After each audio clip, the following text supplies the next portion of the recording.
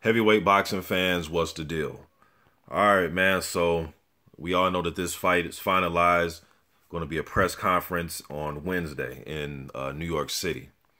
All right, but now I'm just looking at the style of these two fighters, man, and both of these guys like to be patient somewhat. Ortiz, very educated left hand. That uppercut to the body, or just his uppercut, period, when he throws it to the body or he's trying to hit the chin. Straight left hands, very educated, very patient. He can drop levels. As far as like skill and ability, I'm favoring Luis Ortiz. He's far much, he's more technical than Deontay Wilder as far as the way he delivers his punches, his footwork, um, just more school. Then he comes from that, Cuban uh, style of fighting. Spent a lot of time on that farm out there. So skill, I'm going with Luis Ortiz. Deontay Wilder, man, natural athletic ability, long, rangy, good footwork when he is being patient. But in a slow paced fight, I think that's what Luis Ortiz wants, is something slow paced, methodical, where they can pick and pot shot with each other.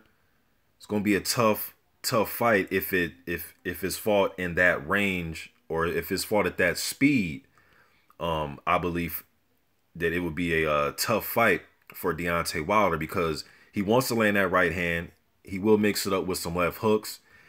He's been showing me that he can, well, at least in the Severn fight, that he can use his jab, man, and really keep you on the outside if you're trying to pressure him like that.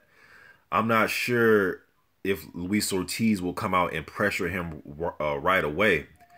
On paper, this is a barn burner. You know what I mean? It's a fight I'm looking forward to. But I think the first 3, 4 rounds, I think both of these guys may do some posturing and, like I said, pot shotting and trying to find ways and openings to land some big, heavy shots. And once they start to land shots, then I think the fight will pick up. Um, they say that kryptonite to a southpaw, if you're an orthodox fighter, is a straight right hand. That's Wilder's #1 punch that he wants to throw. Wilder's had multiple surgeries on that right hand. I know for the was it the Gerald Washington fight, he wore like a orthopedic glove. I think it was the Power Lock Everlast that he wore. Um, so he's had multiple surgeries on that right hand, but it looked pretty good in the Washington fight. He was able to stop Washington, and it started with the right hand. So but you always want to just look at that when somebody's having multiple surgeries on, whether it's their ankle or their right hand or their elbow, whatever it is. Always just, raise your antennas a little bit. Luis Ortiz has the movement, timing, and just the way he operates in there with his defense, where he can slip straight punches and he can counter after he slips them. That's the type of schooled boxer he is. You know what I mean? If there's a jab coming, he's not just going to try to block it. He'll slip it and then counter. So yeah, man, I'm gonna do a lot of these videos, but right now I'm just thinking about the scenario of this fight and how it could possibly play out. Who's gonna go on the attack? Who's who's gonna initiate? Who's gonna be the aggressor? I'm still kind of up in the air about that, because Ortiz, he's at his best, in my opinion, when you're coming toward, when you're coming at him. Tony Thompson, he had to go looking for him a little bit. Malik Scott, he had to go, look for him in that fight. Malik Scott showed great defense, but what hampered him and got the people not liking his performance is he didn't throw anything back. His defense and movement was great, but he never sat down on nothing, didn't try to put 4, 5, 6 punch combinations together. He just pretty much was on his bicycle all night. No offense. I think if Wilder can mix up a little bit of that, not running around the way Scott was, but move a little bit, force Ortiz to be the aggressor, so then he can run in the jabs, double jab. Wilder's gonna have to double up that jab. Just one jab, flicking. I mean, you're gonna have to double it up, triple it up, take steam off of it sometime, paw with it sometimes. Gonna have to mix it up. Can't be one-dimensional against Ortiz. I think he is too smart for that. Just been around the block too many times for that, man. Ortiz has a good, with his jab, one thing I learned is he likes to throw hooks with his lead, with his jab hand, his right hand. He likes to throw hooks. He'll lead with hooks sometimes. Sometimes I've seen him lead with uppercuts. He has a good jab. You know, so man, it's going to be a good fight, man. I'm just curious to who's going to be the aggressor in the fight, and who's going to get the other guy to just, try to be aggressive. And I think if Wilder walks Ortiz down, man, he's going to have to be careful he's not falling into traps. So I'm sure Ortiz is preparing himself for straight right hands, and he's going to be expecting straight right hands and jabs. Would like to see how it looks if it gets on the inside.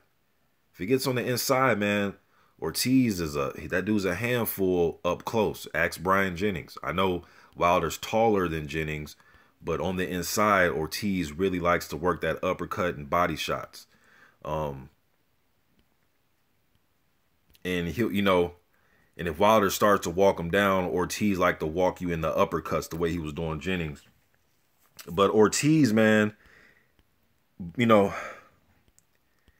if he has to chase, or not say chase, but if he has to take the position of walking Wilder down, will he start reaching with that left hand? Because although he got Thompson out of there, he was reaching with left hands. Even in the Dave Allen fight, he'll start to reach with left hands. It's like he was getting kind of impatient, like when he was fighting Malik Scott. So I can tell in those fights he was getting kind of impatient. And he knew with Tony Thompson, although Thompson's a savvy veteran, Ortiz knew, like in the Scott fight, the Thompson fight, he just knew there was really nothing coming back. So that's why he was kind of open when he was chasing those guys around and trying to land left hands and right hooks. He knew there was really nothing coming back. Yes, he knew punches were going to come back here and there, but nothing that was going to hurt him. In this case, Deontay Wilder is the epitome of somebody with a puncher's chance in this era right here. You know what I mean? So he's the last guy you want to, extend with the left hand and, try to, get off balance against, because then he can counter that. If he takes a step back and he has you right there, he can counter you with right hands if he takes this position in fights like this. But this is going to be a good fight, man. I'm going to make a lot of these videos. A lot of good fights coming up. Joshua Pulev, Brazil versus Stavern. We got Parker versus Fury happening this weekend. Still waiting to see who Dillian White's going to fight. They're talking about possibly having him fight Robert Helenius. Chisura's possibly going to fight Ajay Caballel. I've heard talks of it, seen the articles on Boxing Scene. So we're waiting to see who Chisura, White, all those guys going to fight. Then you got Jarrell Big Baby Miller. Will he fight on the Wilder undercard November 4th, or will they try to get him out there October 28th on the undercard of Joshua versus Pulev to fight Dillian White? So, but I'm going to drop a lot of videos on this fight right here, man. This is just number one. Y'all let me know what you think in the comment section. I'm out.